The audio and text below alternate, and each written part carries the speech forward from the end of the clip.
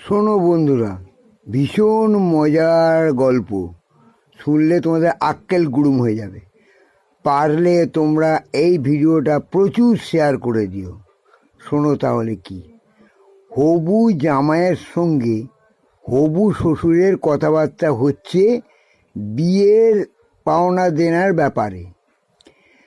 এখন শ্বশুরমশাই হবু জামাইকে জিজ্ঞেস করছে, আচ্ছা বাবা, তুমি কেন বলেছ যে আমাকে খাট দিতে হবে না, খাটের বদলে আমার বাথরুমটা মার্বেল করে দিও? বলছে, বাবা একটা কথা বলছি শুনুন। বলছে কি?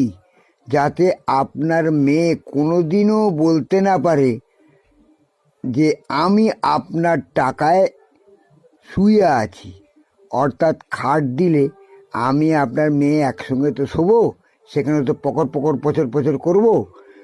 কোনো দিন যদি একটু আবার কাজে গাফিলতি হয় বা ঘাটতি হয়, কোনো দিক থেকেই যদি কোনো কম পড়ে, তাহলে তো আপনার মেয়ে আমাকে সবসময় খোঁটা দেবে যে আমার বাবার খাটে শুয়ে, আমার বাবার টাকায় খাট কিনে সেই খাটে তুমি শুয়ে আছো, যাতে কোনো দিন না বলতে পারে যে আমার বাবার টাকার উপর তুমি শুয়ে আছো।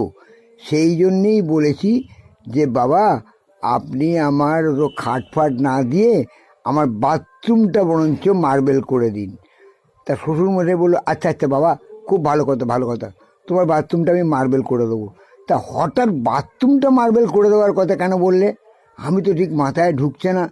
এত বড় শিক্ষিত হয়েও আমার মাথায় ঢুকছে না, তুমি খাট না নিয়ে অত কম খরচে বাথরুমটা মার্বেল করে দিতে বললে কেন?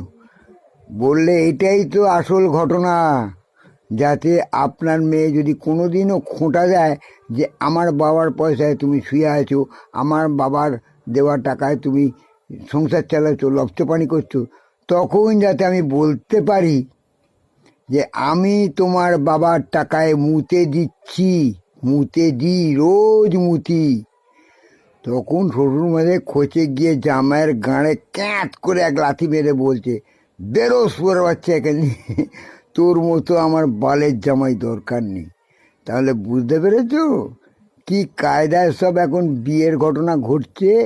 তোমরাও কিছু করেছো নাকি?